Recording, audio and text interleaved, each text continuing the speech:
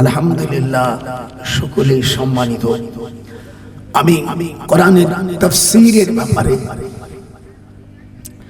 আল্লাহর হাবিব বলেন, মান ফাসসারাল কুরআনা বিরাইহি ফালিয়াতাবাওয়া মাকাদাহু মিনান নার। কোরআন এমন একটা সম্মানিত কিতাব, যদি কেউ মন গড়া কেউ করে তার বাসস্থান জাহান্নাম। তিরমিজি শরীফের হাদিস, আবওয়াবুত তাফসীর, মান ফাসসারাল কুরআনা বিরাইহি ফালিয়াতাবাওয়া মাকাদাহু মিনান নার। কোরআনের ব্যাখ্যা তাফসীর করতে গেলে 15টা ইলম লাগে। সেই 15টা ইলম আমি বলে দিচ্ছি। বিসমিল্লাহির রহমানির রহিম। ইলমে লুগাত, হাত গোনেন। ইলমে লুগাত, ইলমে নাহু, ইলমে সরফ, ইলমুল ইশতিকাক, ইলমুল মানি, ইলমুল বয়ান, ইলমুল বদি, ইলমুল কিরাত, উসুল হাদিস, নাসিখ মানসুখ, সনদুল তারিখ ও ইলমুল মাওয়াহিবা। এর এক একটা আবার 182 রকম। এইগুলো ইলম আমি যখন জামিউল আজহার মিশন বিশ্ববিদ্যালয়ে অ্যাডমিশন নিতে যাই, আমার সৌভাগ্য হয়েছিল আমি দারুল উলুম দেওবন্দের ছাত্র ছিলাম। পৃথিবীর মধ্যে প্রথম কাতারে সারির মাদ্রাসার মধ্যে অন্যতম মাদ্রাসা দারুল উলুম দেওবন্দ। আমি 8 বছর আমার আব্বা এখানে পড়াইছেন। এরপরে আমার আব্বা, উনি অনেক বড় আল্লাহর ওলি ছিলেন, অনেক বড় আল্লাহর ওলি ছিলেন। আমার আব্বা আল্লামা রুহুল আমিন সাহেবের সাথে কলকাতা আলিয়া মাদ্রাসা, দেওবন্দ মাদ্রাসার 86 বছর আগে কলকাতা আলিয়া মাদ্রাসা হয়। আমার আব্বা জান ওখানে পড়েছেন এবং 1899 সালে আমার আব্বা কৃতিত্বের সাথে প্রথম স্থান অধিকার করেন। আমরা তার সুযোগ্য সন্তান। আমরা আমার ফ্যামিলিতে আমার আত্মীয় স্বজনের মধ্যে হাফেজ আছে প্রায় 50-এর উপরে। আমার 7টা ছেলে, আমি 7টা ছেলেকেই মাদ্রাসা পড়াইছি। আমার ছোট ভাই সেনাবাহিনী অনেক বড় বড় চিফ স্টাফ, আরেকজন ছিল মেজর জেনারেল। এরকম অনেক বড়, ওগুলো আমি গুনি না, যেহেতু এইগুলো হলো দুনিয়ার। কিয়ামতের ময়দানে কোন রাষ্ট্রপতি অর্থাৎ কোন মেজর জেনারেল এই দিয়ে কোনো কাজে আসবে না। আল্লাহর হাবিব সাল্লাল্লাহু আলাইহি ওয়াসাল্লাম বলেন, মান ক্বারাআল কুরআনা ফাস্তাজহারাহু ফাহাল্লাল হালালা ওয়া হারামা হারামাহু আদখালাহু আল্লাহুল জান্নাহ। উলামায়ে কেরাম এখানে আছেন। হাদিস শরীফের মধ্যে হুজুর বলছেন, যদি একজন মানুষ কোরআনের হাফেজ হয়, মান ক্বারাআল কুরআনা ফাস্তাজহারাহু ফাহাল্লাল হালালা ওয়া হারামা হারামাহু আদখালাহু আল্লাহুল জান্নাহ। এটা আমার কথা না, হুজুরের কথা। একটু হাত উঠান। পয়সা কালেকশন বিক্কে শেষ, একটু হাত উঠান। জনগণ, এই কথা আমার না, আল্লাহর নবী। যদি কেউ একজন কোরআনে হাফেজ হয়, সে হারাম এবং হালালকে তামিজ করে চলতে পারে, আল্লাহ তাআলা বলবেন, কুল্লুহুম কদ ওয়াজাবাত লাহুন নার। দোজখের মধ্যে যত জাহান্নামী আছে মাত্র 11 জন কাফের ছাড়া। তার মধ্যে লিস্টে দেওয়া হয়েছে ফিরাউন, নমরুদ, হামান, কাফের, এইরকম যারা আছে, বখতে নাসর, এরা ছাড়া যত জাহান্নামী আছে, ওহে হাফেজ, তুমি ইচ্ছা করলে 10 জন মানুষকে জাহান্নাম থেকে জান্নাতে নেওয়ার একটা হাত উঠা। আমরা নিজের ছেলে মেয়েকে আলেম বানাবো না। গল্প করে আমার বিয়ের ছেলের দোস্তর জামার ছেলের বন্ধুর ছেলে কোরআনে হাফেজ। হায়রে পাগল, বেল পাতলি কাউর কি। এটা আমাদের গোপালগঞ্জের ভাষা, আপনারা বুঝবেন কিনা জানি না। বেল পাকলি, আমার সাথে একটু কথা বলে, আমি বুড়ো মানুষ তো, অনেক বয়স হয়ে গেছে। বেল পাকলি কাকের কি। আমার ছেলে অত্যন্ত মজবুত। একটা হাদিস বলছিল, আমার সময় না থাকার কারণে আমি আমার ছেলেকে আর টাইম দিলাম না। একটা কাক, হুজুর সাল্লাল্লাহু আলাইহি ওয়াসাল্লাম বলছেন, ডিমির থেকে বের হওয়া পর্যন্ত যতদিন উড়াল দেবে, যত পথ সে অতিক্রম করবে, যারা নাকি একটি নফল রোজা রাখবে, এবং সে যারা নামাজের পরে যারা হাত তুলে দোয়া করবে, হুজুর বলছেন ওই কাকটা 10 বছর হোক 5 বছর হোক যতদূর পথ সে অতিক্রম করবে, কিয়ামতের ময়দানে জাহান্নাম অতদূর পথ থেকে দূরে থাকবে। যদি একটা নফল রোজা রাখে অথবা যদি নামাজের পরে কেউ দোয়া করে, নামাজের পরে যদি কেউ মিলাদ পড়ে। আমাদের দেশের কিছু মূর্খরা আছে, আরে বেটা আমি তো টাইটেল পাস করে 8 বছর জামিউল আজহারে পড়াশোনা করেছি, এরপরে ঢাকা বিশ্ববিদ্যালয় আইন বিচার অনার্স মাস্টার্স করে এরপরে পিএইচডি করেছি, বাংলাদেশের সর্বোচ্চ ডিগ্রি আমার, চেহারা বাদ দিয়ে দিলাম।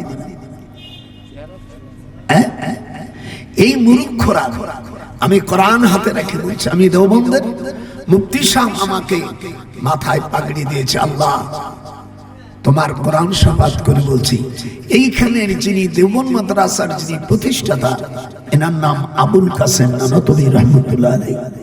নামটা কি? আবুল কাসেম নানতবী। ইনার পীর হলো হাজী ইমদাদুল্লাহ মুহাজির মক্কি, যিনি মিলাদ ও কিয়াম হাফতে মাসাইল লিখেছেন।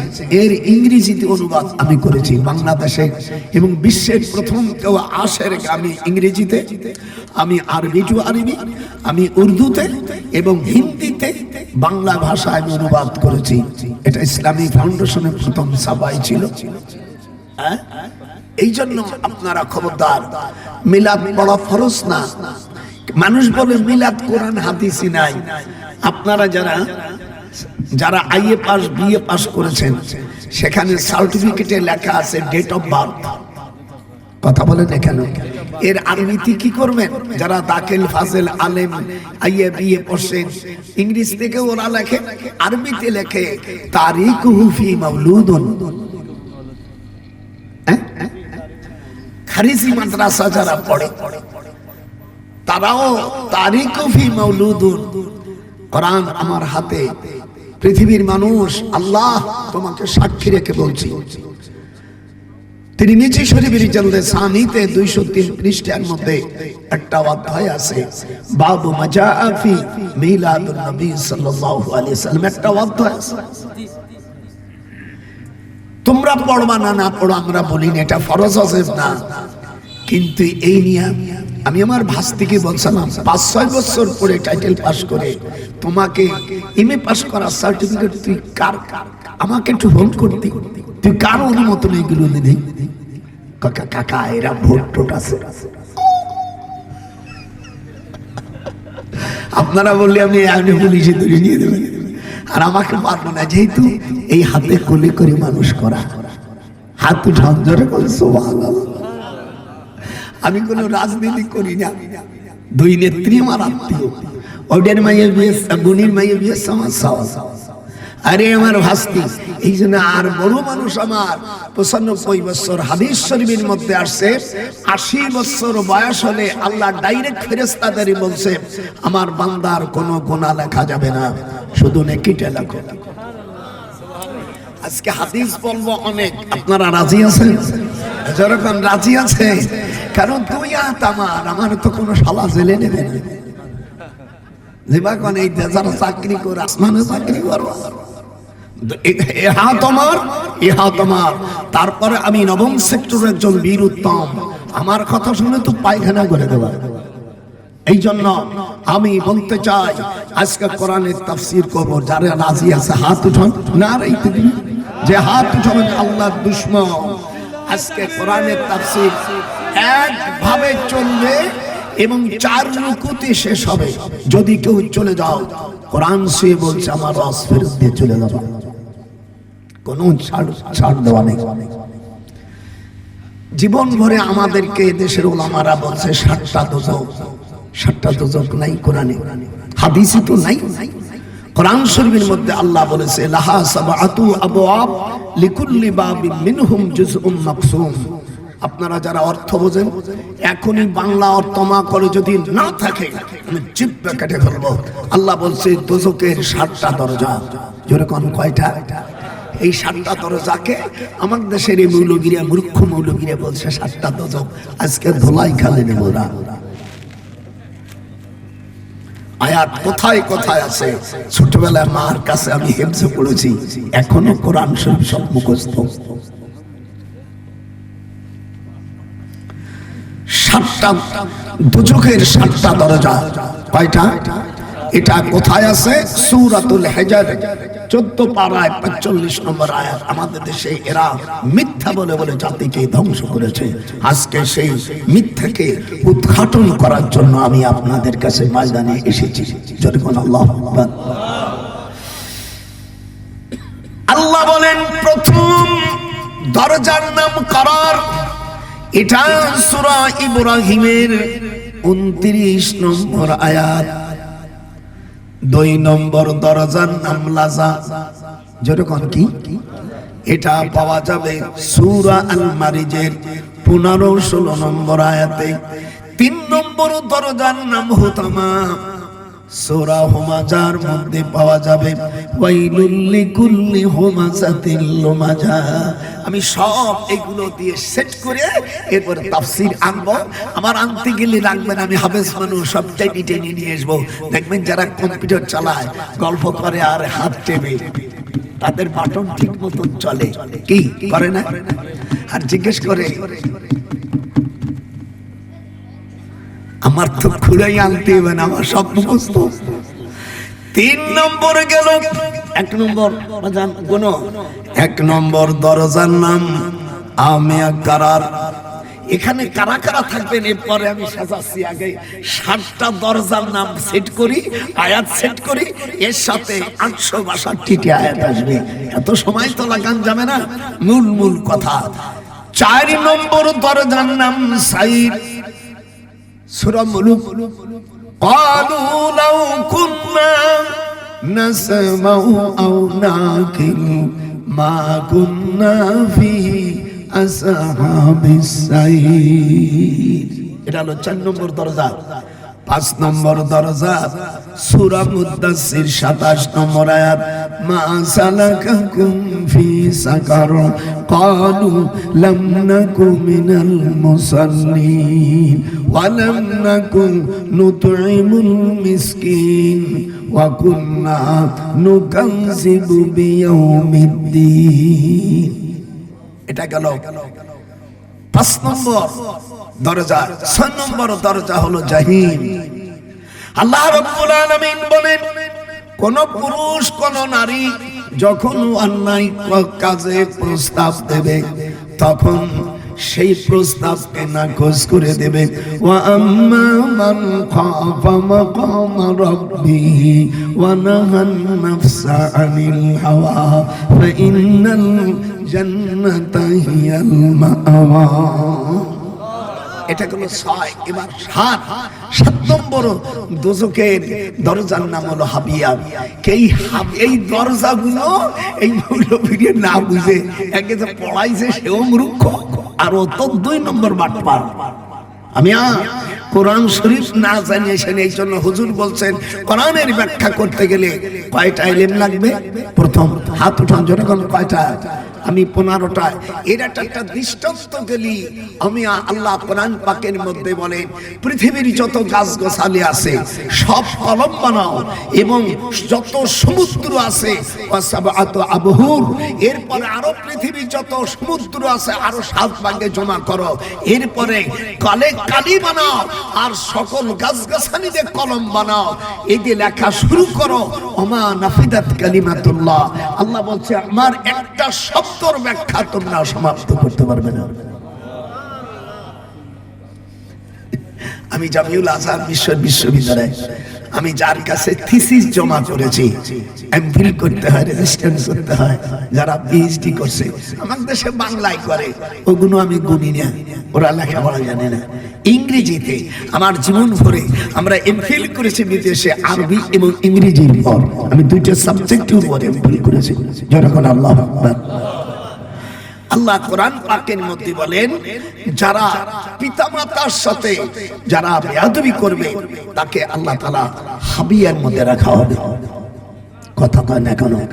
এই সব দরজার চাইতে বেশি কঠিন শাস্তিওয়ালা দরজা হলো হাবিয়া। ফা উম্মুহু হাবিয়া। যেরকম আল্লাহু আকবার, সকল আগুন প্রস্তুতির সবচেয়ে বড় কঠিন শাস্তি হলো, আমার জীবনে আমি জেল খেটেছি, আমার জীবনে জেল খেটেছে। হুজুর সাল্লাল্লাহু আলাইহি ওয়াসাল্লাম জেল খেটেছেন 3.5 বছর। এই দেশের মৌলবী সাহেবরা, তাবলীগ পার্টিরা, পীরপন্থীরা এরা বলে না এরা যাতে তাড়াতাড়ি জান্নাতে যেতে পারো, এতটা সাহস না। হুজুরির মতন আল্লাহর হাবিব 3.5 বছর জেল খেটেছেন। জোরে কোন কয় বছর? একটু জোরে কর। আমার কাছে তো হাদিস আছে, বললেই ঠেকে দেব, অনেক সময় যাবে। হুজুর সাল্লাল্লাহু আলাইহি ওয়াসাল্লাম জেল খাটছেন কতদিন? তার সঙ্গে সঙ্গী ছিলেন 53 জন সাহাবা, আর হুজুরের 3টে মেয়ে, যুবতী মেয়ে জেলে। ওই দেশে 26 জন ছিল বুদ্ধিজীবী ছিল, 26 জন কুত্তর বাচ্চা ছিল, তার মধ্যে আবু জাহেল একটা, উতবা একটা, সাইবা, এদেরকে বানাইছে ওই দেশের বুদ্ধিজীবী। 1971 সালে আমার অস্ত্র জমা দিয়েছি, ওই সময় থাকলি ওই 1 ঘন্টা আমি সব শেষ করে যেতাম। আমার এত রাগ।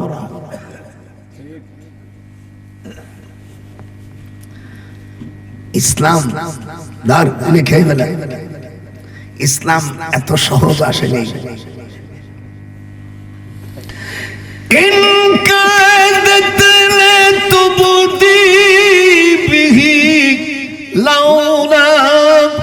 عربتنا على قلبها لتكون من المؤمنين।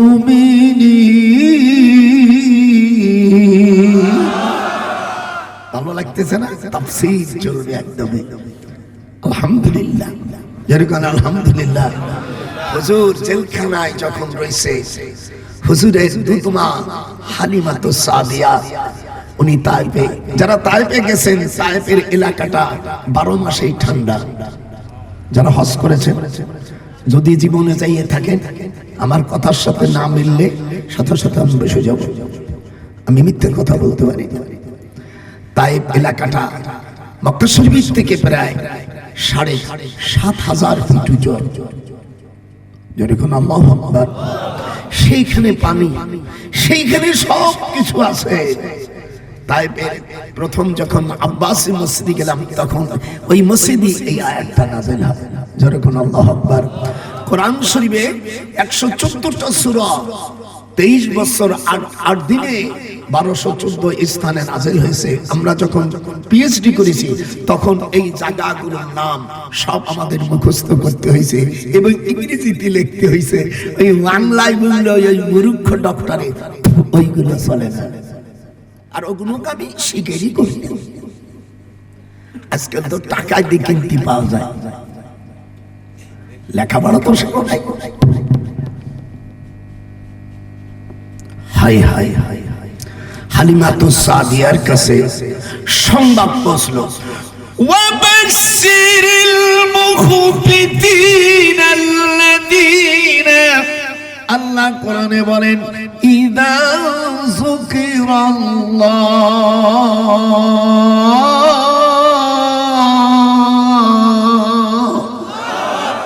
আসতে বললি কেন? কার খাতে রাখতে বললি? হুজুর জেলে, হুজুর জেলখানায়। এই জেলখানার নাম শোয়েব আবু তালেব। নাম কি? শোয়েব আবু তালেব। বর্তমান যেটা আবু জাহেলের বাড়ি। আল্লাহ আমাকে 1 বার 2 বার নয়, আল্লাহ আমাকে 34 বার হজ করাইছেন। বড় হজ, উমরা কতবার করেছি আমার মনে নেই। হায় হায় হায়, সেই জেলখানায় আল্লাহ পাকের হাজিরা যখন মক্কা শরীফে যায়, এই নরপশুর সেই জেলখানাকে এখন আরব সৌদি গভর্নমেন্ট পায়খানা রূপান্তরিত করেছেন। যারা আপনার হজ করেছেন, আবু জাহেলের বাড়ি এখন পায়খানা। একটু হাত উঠান, যার হাত উঠাবেন তার আবু জাহেলের লোক। আবু জাহেলের বাড়ি এখন কি? আবু জাহেলের সেই জেলখানা কি? পায়খানা। নাম ছিল কি? শোয়েব আবু তালেব।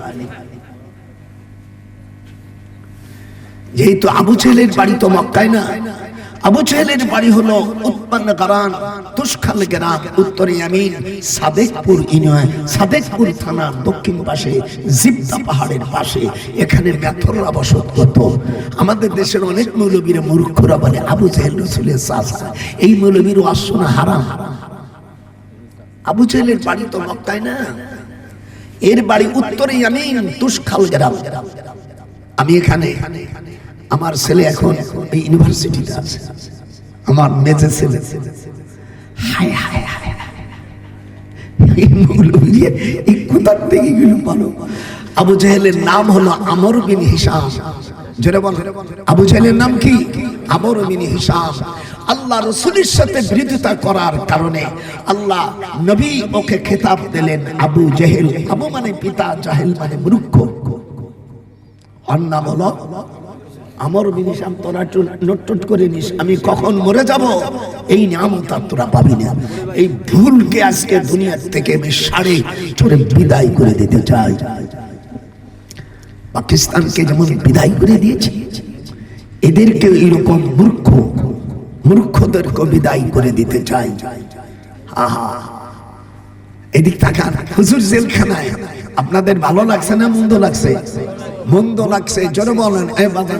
হাত উঠান, কিরম লাগছে?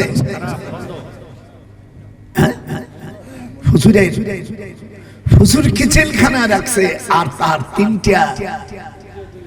তিনটে কন্যা। হুজুরের বড় মেয়ে রোকেয়া, দ্বিতীয় মেয়ে জাইনাব, 3 নম্বর মেয়ে কুলসুম, 4 নম্বর মেয়ে ফাতেমা। হুজুরের 4টে কন্যা, 4টে ছেলে। যেরকম আল্লাহু আকবার। আবুল কাসেম, আব্দুল্লাহ, তৈয়ব, তাহের, এই 4টে সন্তান ওরা মারা গেছে। 4টে কন্যা, এরা জেলখানায়। বুখারী শরীফের মধ্যে আসছে, এদের জেলখানার ভিতরে আর রাখার পরে সরকার ওই 26 জন বুদ্ধিজীবী, 71 বাচ্চা, এরা পরামর্শ দিল মুহাম্মদ সাল্লাল্লাহু আলাইহি ওয়াসাল্লামকে খাবার বন্ধ করে দাও, আও ইয়াকতুলুকা, তাকে হত্যা করো, আও ইউখরিজুকা, তাকে এখান থেকে সিটিজেনশিপ বাতিল করে দিয়ে দেশ থেকে তাড়িয়ে দাও।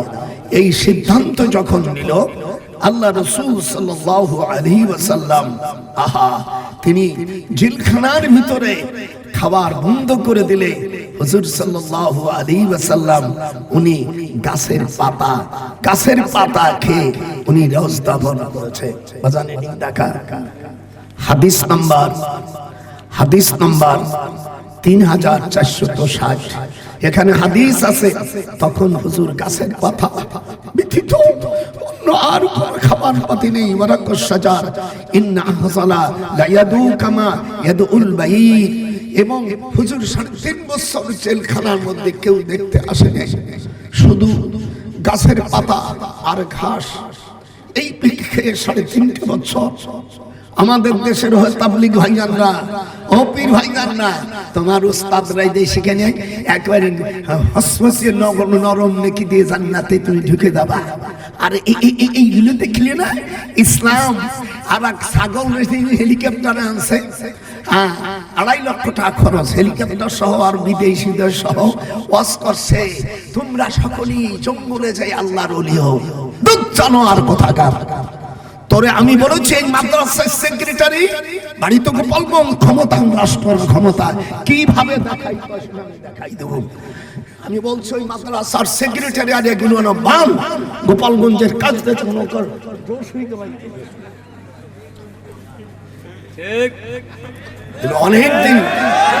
আমি অনেকদিন হাইকোর্টে বসিনি। আমার সাবজেক্ট তো তোমরা বদমানা যারা উকিল ব্যারিস্টার, এদের টিচার আমি। বেটা ইব্রাহিম আদমের কথা কইয়া কয় তোমরা জঙ্গলে যাই আল্লাহর ওলি হয়। আল্লাহর নবী পৃথিবীর কোন পয়গম্বর জঙ্গলে যাই ইবাদত করেনি। আমি হচ্ছে হেলিকপ্টারে ভাড়ায়, তখন ওই সেক্রেটারি না, আমি আর ছেলেকে বলছি ওকে ধরে নিয়ে